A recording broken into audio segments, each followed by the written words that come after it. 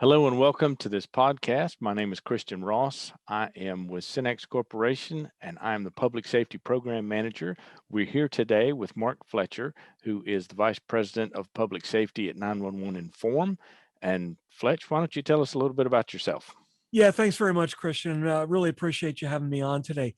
So I got started in public safety right after high school. I was a police dispatcher and a special officer in New Jersey for about 5 years, and then I got off into technology, working for the local interconnects, and eventually moved up into Nortel, and with that moved over to Avaya, and in that role there, I was the chief architect for public safety at Nortel.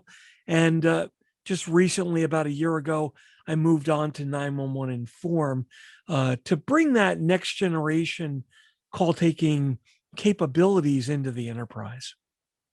Okay. Well, that sounds good. So you're at 911 Inform, and tell us, what does 911 Inform do? Well, what we do is we build some solutions for the enterprise that takes and collects all of the treasure trove of information that it already exists within those enterprise networks. And then we package that up into a location payload and an information payload. And now with next generation 911 networks on the verge of being deployed in the transitional networks, we can actually deliver that information directly into public safety. It's kind of like what people thought could happen from watching the movies, we actually make happen for real. So the net effect is that anyone with a cell phone, when they call 911, the dispatcher will know exactly where they are? Well, that's the next generation 911 technology that's evolved in the networks. And what we do is we take that same backend architecture and we take the enterprise data. So the information about your building, temperatures, video, floor plans, all of that multimedia content. And we use that IP enabled infrastructure that was built to suck in the cell phone data. And that's the back end that we utilize to get our data for the enterprise into the 911 centers. Plus, we do a couple of cool extra things as well. Well, that's amazing. So when I call 911 from my office, that same technology that's there for the cell phone will tell you where exactly I am in that office, even if there's 1,000 people there. Exactly. Because we've got express knowledge and intimate knowledge of the network, the resources, all of the IoT devices, the cameras, temperature sensors, you name it, we can create this next generation 911 picture, if you will, of the environment so that when a particular device calls 911, we know expressly what device that was and all of the relevant details around that public safety want to know. Well, that's amazing. So what else does 911 Inform do that will secure my office? Well, one of the things that was kind of it just happened because of the technology. We take the office buildings and the property lines and we create what's called a micro geofence of that property. And that's our segment on the public safety maps, if you will. So it's our little area of that. Now, knowing what the geo boundary of that property is and having that intimate connection with the 911 network, when a public individual, just anybody, dials 911 on their cell phone and that pin drop falls within inside of our geofence, in addition to the 911 center getting all the relevant information, because that pin drops inside my geofence, the enterprise gets alerted to that event. So now I know if someone in my parking lot has dialed 911. I know if someone in a conference room has picked up their cell phone and dialed 911. They could be in a bathroom or anywhere inside of my geofence. Now, why that's relevant is 85% of all 911 calls are based on cellular phone calls. So even if someone is not related to me or my company and they just walk through or they use a public restroom and they have an emergency and they call 911, I'll be notified and I can send somebody to help them until EMS gets there? Exactly. You're going to get an XY coordinate of that device, just like the Peace app is. So we'll overlay that on top of a building map and a floor plan of your area, or a geographic picture of your area. And you can see, oh, this guy fell on the sidewalk outside and dialed 911. They don't need any relationship with your company. There's no software that needs to go on the cell phone. Nothing needs to happen, because it's a reverse alert coming from the carrier network. We dropped a pin on a 911 call, and that pin fell inside of your geofence. FYI, you might want to do something. That's pretty cool. That's really cool. Yeah, it's something that's never been able to be done before, but because of the advancements of RapidSOS and that fixing that cell phone location problem, that functionality now exists in the next generation 911 network. So in addition to us pushing enterprise data in there, we've got a connection to that network to where we can get reverse alerts back from that network on things that are in our geofence of interest. So let's take this one step further. Let's assume that there is an emergency at my building and the police need to be called and there's some unsafe aspect that's happening now and the threat is not controlled. What else can you do to secure my building? Well, if you take situations like an active shooter event, right? Unfortunately, times today, this is becoming more and more common. Um, Regardless of how the trigger for that event happens, whether it's someone picking up an enterprise phone or now someone calling in on their cell phone and reporting that event, you're going to be aware of that. There are various different technologies that can be added in that add into the situational awareness or can give you an indication. And an active shooter is an excellent example. So there are various numbers of shot spotters, if you will, that are available on the market, from very high tech that give you directional and potentially even the weapon used. It was a long arm, it was a handgun, it was a shotgun, all based on the sound. They've got directional capabilities so they could actually pinpoint it on a map, to just an ambient detector. Hey, I heard a gunshot. It wasn't a car backfiring, it was a gunshot, and I picked it up in this area. Those are available at an incredibly affordable rate. But you know that there was a weapon fired. That's an excellent indication to provide public safety when they're responding to your building. And in addition to that, because of the next gen 911 network and all of your advanced technology in the building, door locks, video cameras, you can actually extend a command and control interface to your own security people where they could view the situation on an iPad or a smartphone, but you also can extend that interface to anyone with a smart device. And that means I could put that right on the mobile display terminal or the MDT of the police car, giving them full building control while they're responding to the emergency. So they'll be able to see what's going on in real time from real cameras as they're responding, and they'll know which area to respond to. Exactly. And if they want to respond to a specific door, given the capability, the enterprise can extend the capability to where they can actually unlock doors remotely. That's some amazing technology. Yeah, I was going to say you can say wow now. Wow. So I'll tell you, we were down installing a system in a community down by New York City. And while we were there on site, a student in a school had an epileptic seizure, and they called 911.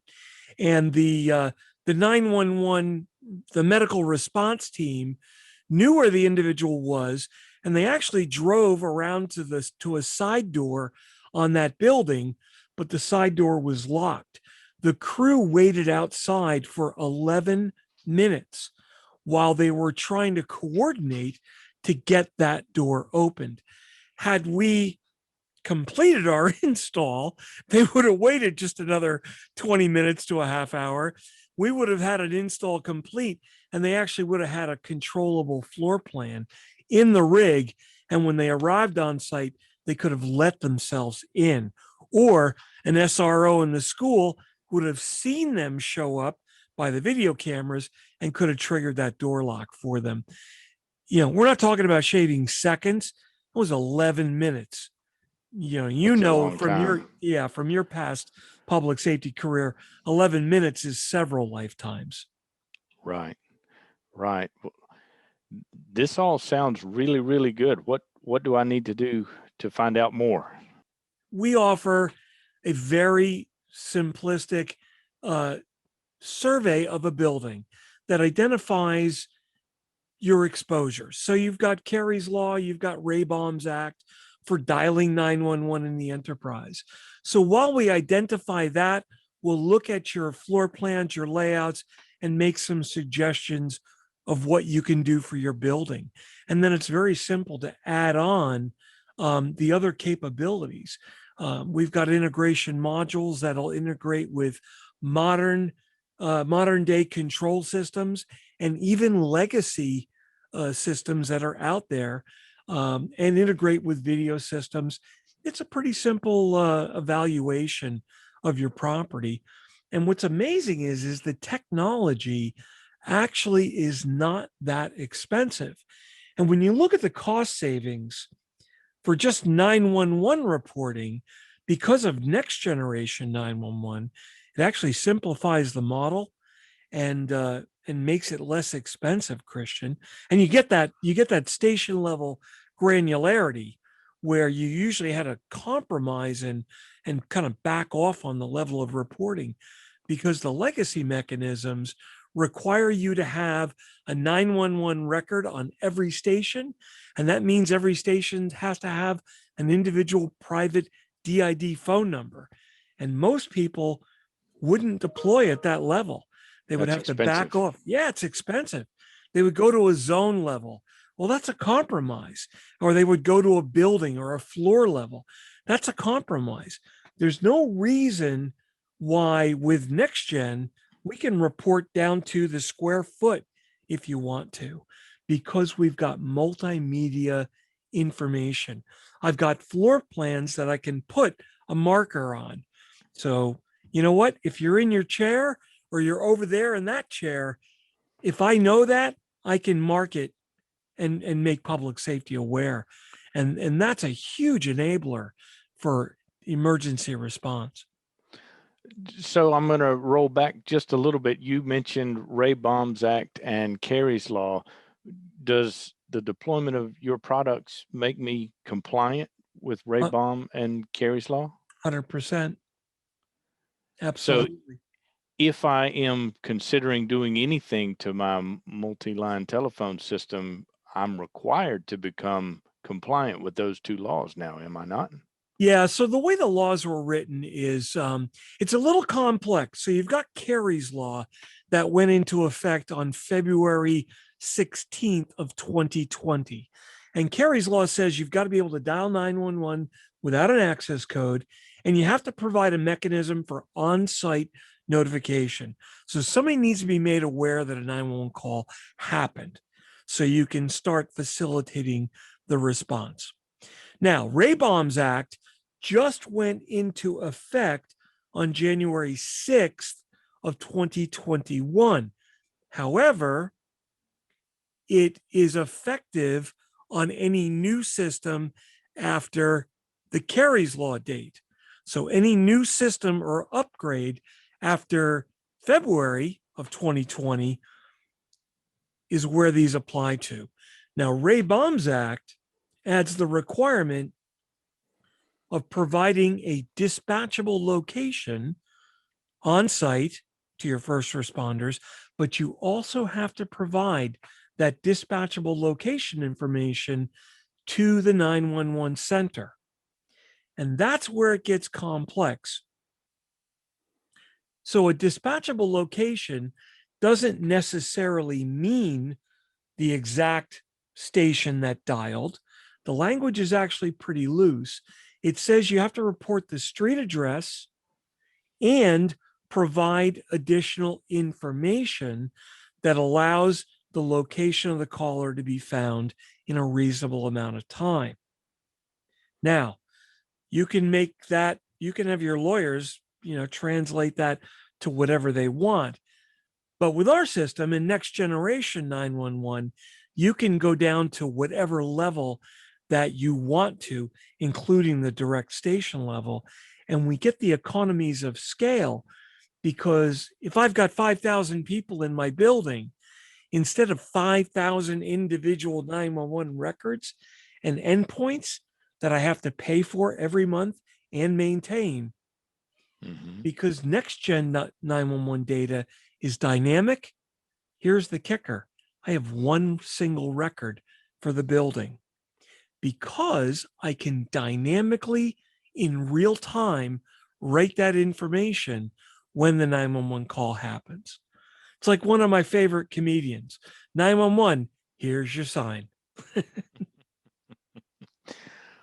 Well, that's amazing that I can be totally compliant for less than the cost of potentially what I'm doing now. Yep.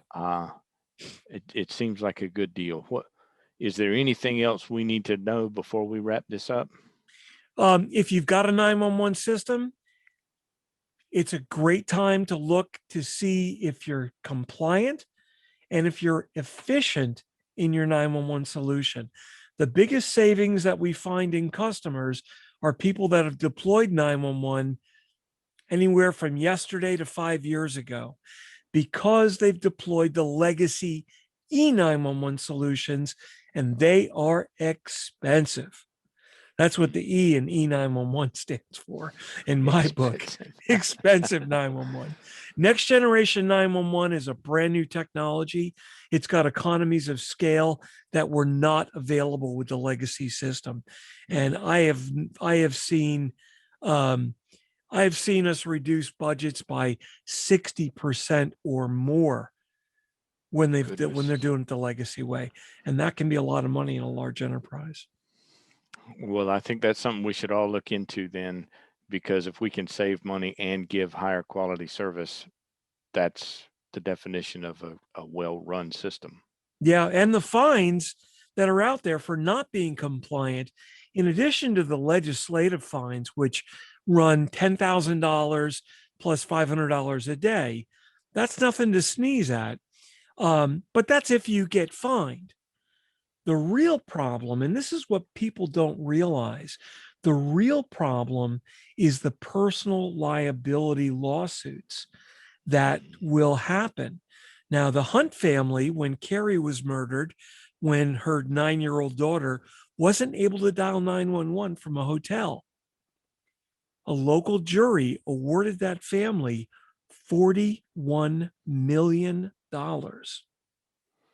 Not because it was the hotel's fault that she got killed, but because it was the hotel's fault that it was too hard for the kids to dial 911, and she would have had a chance of surviving. Exactly. And what's relevant about that, Christian, is there was no local, state, county, or federal law that applied to that hotel, making them do anything beyond what they were doing.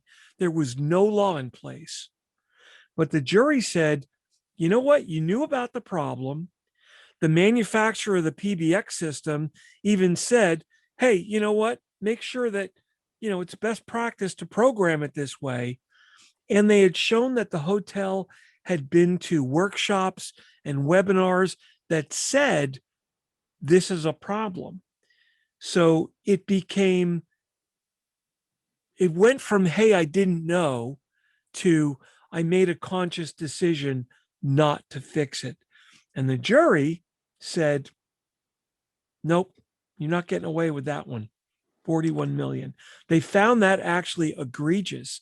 And when that fact was brought up, the award actually increased by about 10 million. Wow. Well, we thank you very much for being with us today. Always a And pleasure. we expect that we're going to have a lot of people calling to talk about this so that they can have their businesses become more secure, easier to dial 911, know when someone even unrelated to your company comes through with a cell phone and dials 911 on your property. It just seems the benefits are far outweigh anything else that there may be in the way. Yeah, it's next generation 911. You and I have been in the public safety field for our lifetime, really, and it's something that really grabs me because it's a way that we can actually affect the outcome of a horrible situation, and we can use technology to make a situation better and actually work on saving lives, and still do play with the cool tech stuff.